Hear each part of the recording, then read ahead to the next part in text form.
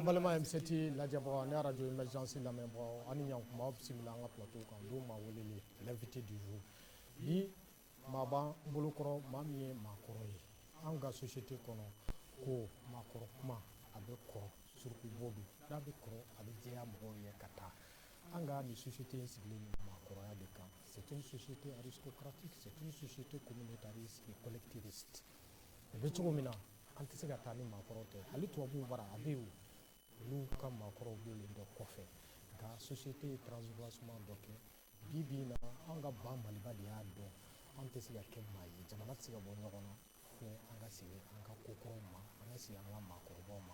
C'est pourquoi le 11 septembre, le 11 novembre, j'allais dire, la journée nationale des légitimités traditionnelles. Jusqu'à ce que anga blo, blo, anga duguti blo, ani anga jamana marabulu korok ne chugumina ukala bolia pour que anga hera sur ça. Démocratie, est-ce qu'on a ni hera yi?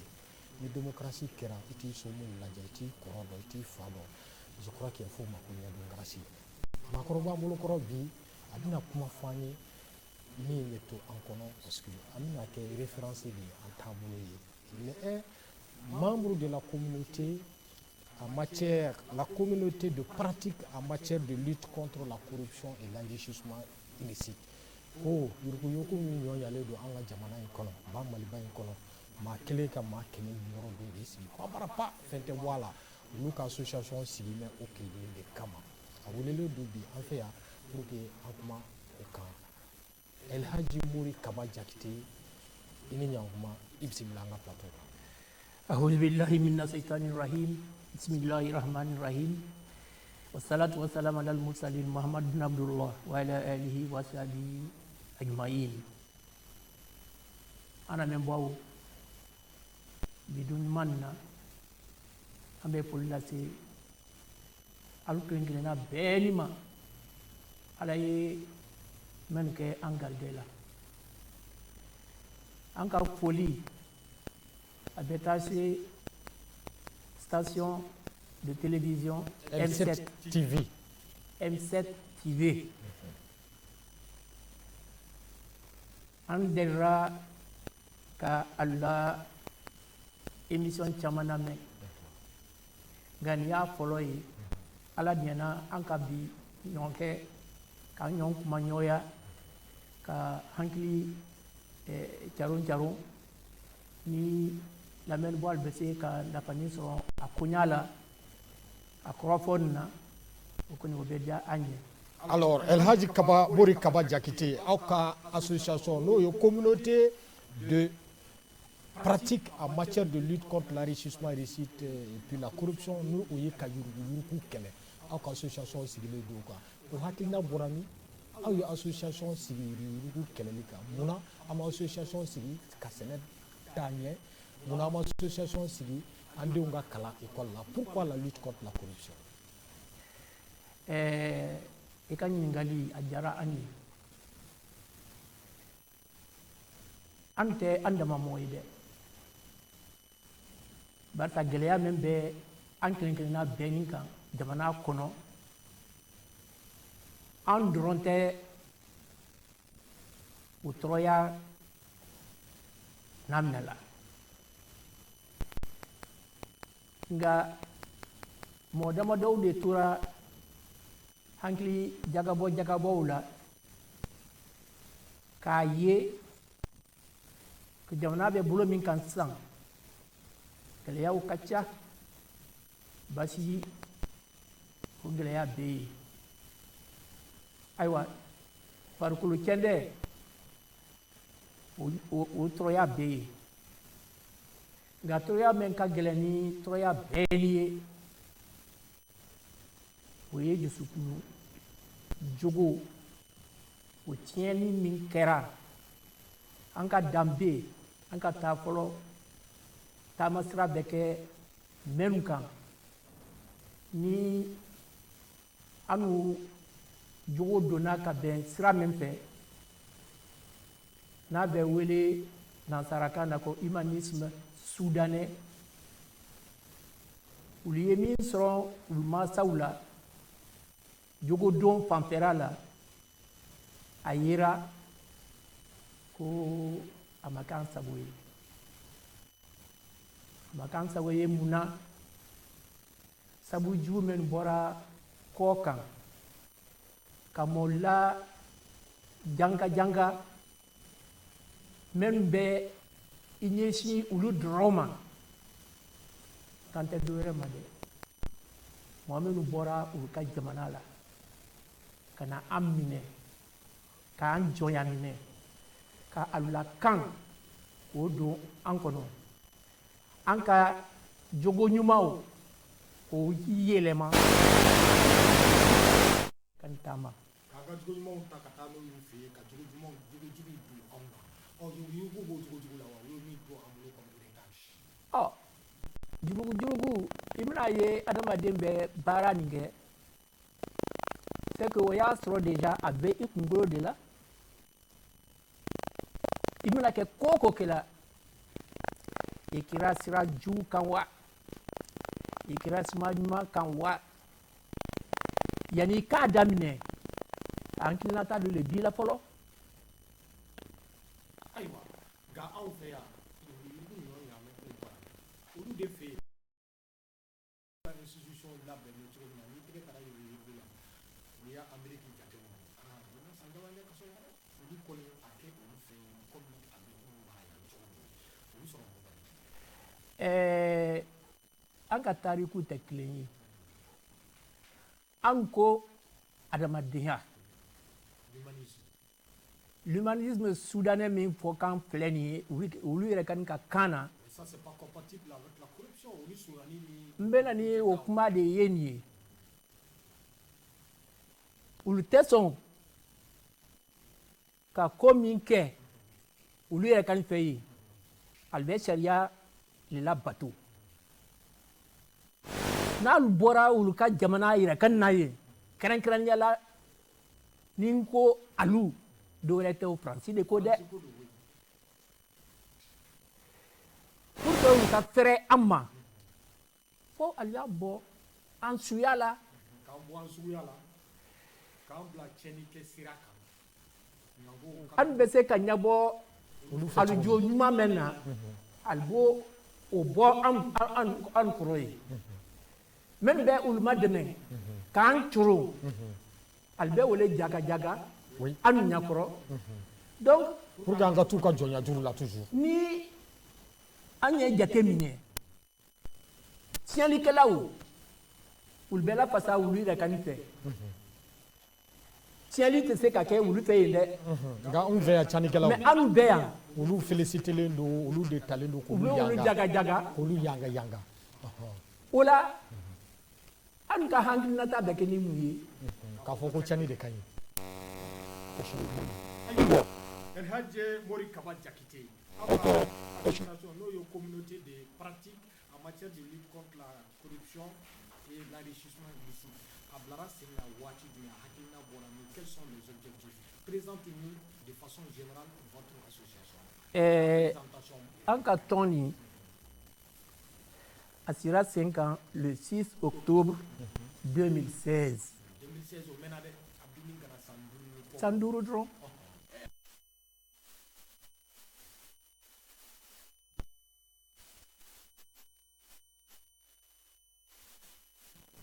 jamana ɲɛmaa ma o tɛ san duuru ye wa donc an bɛ se k'a fɔ voilà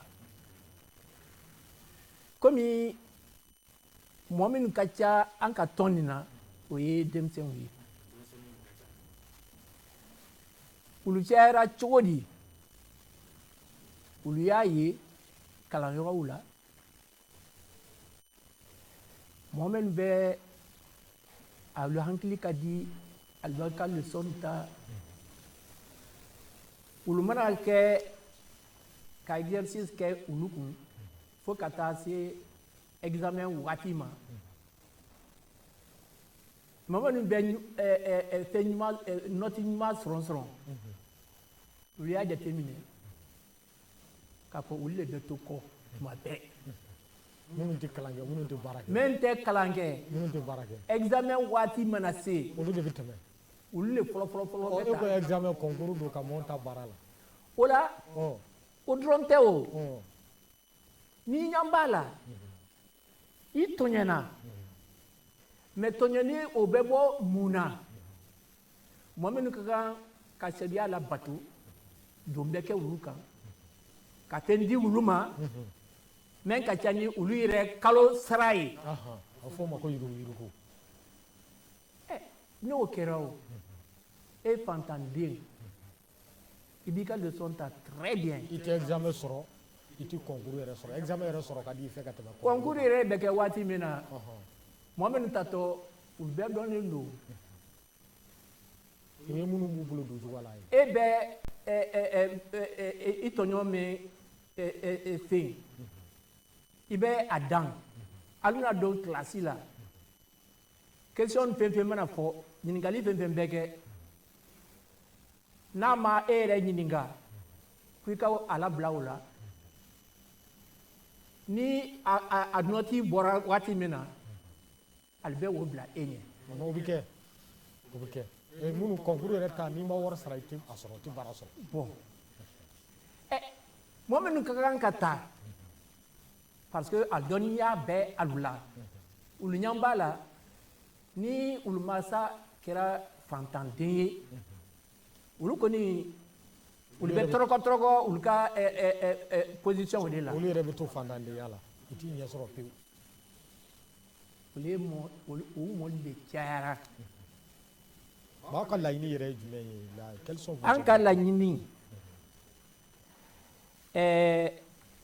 promouvoir et véhiculer les valeurs d'éthique et d'intégrité à travers tout le pays en formant et en sensibilisant une masse importante des jeunes comme agents actifs de changement dans la construction d'une meilleure communauté. Très bien.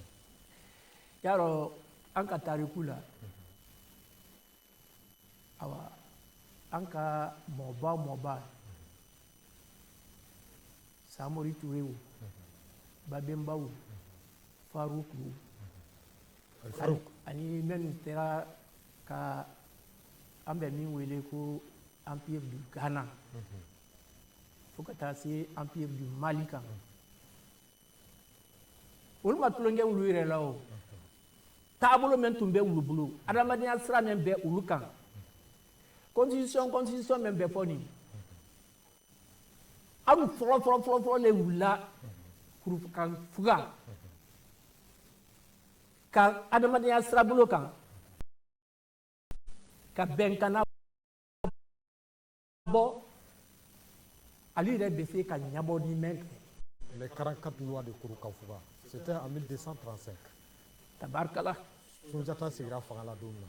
Tabarkala. An bɛnna ko dɔw de kan k'olu kɛ sariya ye. Tabarkala. U ko ko bɔn k'o ye sariya fɔlɔ-fɔlɔ. Aa karamɔgɔkɛ o tuma na a fɔ ne tɛ don e ka kalanso la sa. O kɛra dɛ. Ne ni n ka mɔgɔkɔrɔbaya an bɛ ala tando e ɲɔgɔnna mana caya jamana kɔnɔ minnu b'i miiri kunun ma fo mɛ ni minnu t'a kalama fo k'a fɔ olu fana ɲɛna.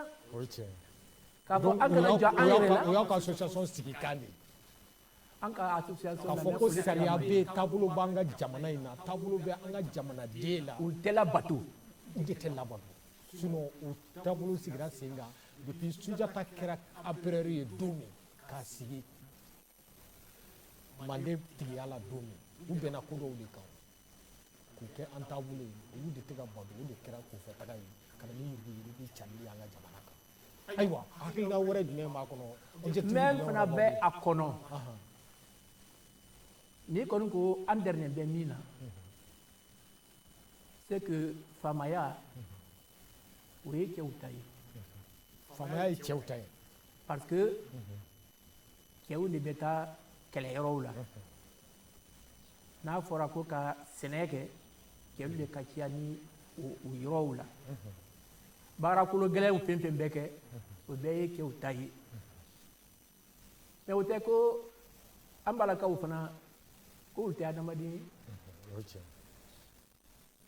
waati mana diya an cɛlakaw fɛn o fɛn na mɔlu ka kuma la c'est que muso ladiri dɔ de bɛ a kɔfɛ k'a bilasira ko dugu ma jɛ bobosi bɛ min fɔ o b'a sɔrɔ kulukala y'o fɔ a ye. minnu ma ɲina taabolo kɔrɔw kɔ n'an b'a fɛ ka yɛlɛma na don sisan kuma min bɛ sanga la ko mali kura. mali kura. nka Sunjata fana y'o fɔ koyi en 1255 quand Sunjata n'était plus là u tilara ka sigi Mandekaw sigira ka kuma tugun ko fanga tun bɛ Sunjata kalifalen don o la sariyaw taara ka bɛn o ma Sunjata taalen kɔ fanga sariya wɛrɛw ka ta tugun pour que fanga bɛ régler cogo min na olu bɛɛ kelen don an bara yan ka sɔrɔ tubabula yɛrɛ k'a tɛ fɔ a bɛ 235 mais français on ne parlait pas ça ne s'écrivait pas c'est le 16e siècle donc an mun ye olu de nana an bara Bonaparte est venu en Égypte c'était en 1804 quand le code français a été rédigé à partir de l'Égypte. Ayiwa ne bɛ ala tando alu bɛ sigɛ bonya alu b'a kadaba n'an sera ka a jateminɛ k'a fɔ a mana kɛ cogo o cogo e kɔni bɛ kɔnte groupe min na o tɛ denmisɛnnin ye wa. an ka ɲɛmɔgɔw ye don kelen kɛrɛnkɛrɛn k'aw bila aw ye o ye 11 novembre san o san les légitimités traditionnelles u bɛ célébrer an ka banque la bi ni maakɔrɔ taara i bɛ taa dɔrɔn i bɛ ara minɛ tɔw b'u jɔ fɔlɔ an ka jamana kun taabolo ka ɲi nka tiɲɛni don i y'a fɔ cogo min tubabuw nana halaki o bɛ yɛlɛma cogo di. voilà ni wele bilara jamana kɔnɔdenw ma k'a fɔ aw kana gɛlɛya min bɛ an kunna bɛɛ ka a niyɔrɔ fɔ ni bɛɛ ye a ka hakilinata fɔ gɛlɛya min bɛ an bɛɛ ni kan parce que i mana mɔgɔ kelen kelen ka gɛlɛya fɛn o fɛn na kɛ i bɛ taa sɔrɔ a ɲɔna bɛ i ɲɔn ba tan ɲɔgɔn fɛ donc n'an bɔra kɛnɛ kelen kan ka an fɛmalu fɔ an bɛ se ka bɔ toroya nin na cogo min na ka bɔ ni o siraw ye a fɔ o bɛ kɛ ɲɛta ye waa teli o bɛ kɛ kɔta ye. o bɛ kɛ ɲɛta ye a bɛ fɔ o ma ko mali kura. ayiwa Elhaji Mori ne se min kɛra assise na an taara. ayiwa a y'a hakilina fɔ. a fɔra de ko bɛɛ ka taa ni min tora so o y'o yɛrɛ nɔ ye. ko barisa ko fo ka lettre d'invitation di e ma n'o tɛ e t'i da don i faso kuma na. i faso jɔli ko kuma na.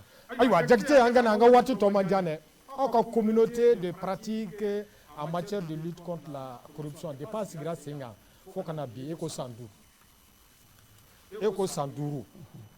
ayiwa o san 5 kɔnɔ aw ye waleya jumɛnw ni jumɛnw kɛ a ye mun ni mun kɛ a ye mun ni mun bila sen kan min ye e yɛrɛ binama waso ko ye i bɛ waso ni min ye an ka association de y'a nin kɛ dans la lutte contre le burukutu dans notre pays. yarɔ Mali a ye diɲɛ fan dɔ ye a bɛɛ farafinna Afrique occidentale l'Afrique au sud du Sahara ko ko n'a sera an ma yan yanni faragɛla olu k'i da don a ko la c'est que an siɲɔgɔn a kɛra jamana kɛrɛfɛ bɔ fɛn fɛn ye olu le ka teri k'an ka gɛlɛyaw dɔn olu le fana ka teri k'an ma dɛmɛ an ka tɔɔrɔya fɛn ninnu na barisa an bɛɛ bɔra awa jamana kɔnɔ ba min na hali ni ye Mali ta sisan empire du Mali Sunjata olu ye baara min kɛ différence tun tɛ Sénégal ni Mali ni La Guinée ni Côte d'Ivoire Burkina Faso mais ala tɛ sɔn a la koyi n'u ko k'u b'a labila ala yɛrɛ b'u labila ayiwa mais aw ye mun ni mun kɛ bi bi in na min ye Kaba Jakite yɛrɛ wasoko ye depuis que association sigira sen kan vous êtes qui san o san ala baraka la le 9 décembre, décembre kalo kɔnɔntɔn, télé kɔnɔntɔn, la journée internationale de lutte contre la corruption. A b'o célébrer. An bɛ an jɔyɔrɔ ci.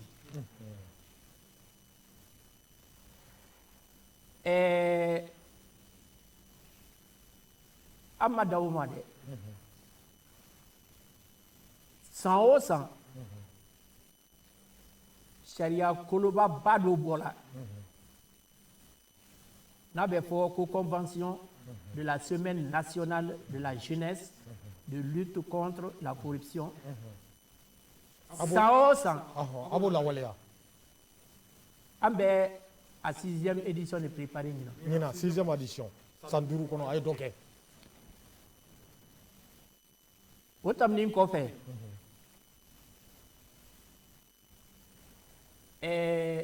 an ye hakili jakabɔ kɛ k'a fɔ o document min filɛ nin ye, hakili jakabɔ sen fɛ an farala mɔgɔ caman de kan. Ka yurugu kɛlɛ a ka kalansow la. Aw ye nin livre sɛbɛn. Étude sur la perception des jeunes sur la lutte contre la corruption. La lutte contre la corruption, yurugu yɛrɛ kɛlɛ ni denmisɛnninw hakilina ye jumɛn y'a kan. Wa Hayika Danima. O de filɛ nin ye. Hayika Danima a ye koba kɛ. O kɔfɛ, Jakite, an ka waati tɔ man jan dɛ. o kɔfɛ, I tɛna aw ka fɔtaw, a bɛ fɛ ka mun bila sen kan. foroba baara min natɔ bɛnna la corruption du système judiciaire au Mali. Ka sariya, an ye nin gafe ka yurugu kɛlɛ sariya fana kɔnɔ. A y'o sigi sen kan. An y'o sigi sen kan. Ayiwa, a ye koba kɛ. La corruption du système judiciaire au Mali. A ka communauté ye dɔ kɛ. O kɔfɛ, an y'an hakili jakabɔ kɛ. I bɛna mɛn ko sariya bɛ labato. Mɔgɔ minnu bɛ sariya labato la, fo olu fɔlɔ ka kɛ maa tilennen ye. Ayiwa, Elhaji Mori Kaba Jakite, an bɛ babu, an bɛ baro da ɲa, an bɛ tɛmɛ n'a ye don wɛrɛ nka sariya ko kun kan. Yali ka se ka sariya bato, il faut que minnu bɛ sariya tigɛla olu yɛrɛ ka kɛ maaw ye, maa minnu ye maa ladiri. Nka a ye koba kɛ dɛ, ka taa kalanso la, ka taa la lutte contre la corruption, ka taa yurugu kɛlɛ kalanso la fo ka gafe bɔ o kan, o ɲɔgɔn ko tɛ. Sokarati ko n'i ko i bɛ yurugu kɛlɛ, i b'a daminɛ denmisɛnnin kunta. Il y a 3000 ans qui nous séparent de Socrate, philosophe ka ɲɛmaa don. Bi bi in na o kɛlen aw de bɛ k'o waleya, a bɛ don kalansow la ka denmisɛnninw hakilina tile. U ka kisi yurugu ma, u ka kɛ maa ye minnu bɛ yurugu kɛlɛ. An ka maakɔrɔ ye min sɔrɔ ka d'an ma bi, Elhaji Mori Kaba Jakite ni communauté de pratique en matière de lutte contre la corruption et l'enrichissement illicite o maa don. A ye min d'an ma bi o ye nin ye k'an bɛn siɲɛ wɛrɛ.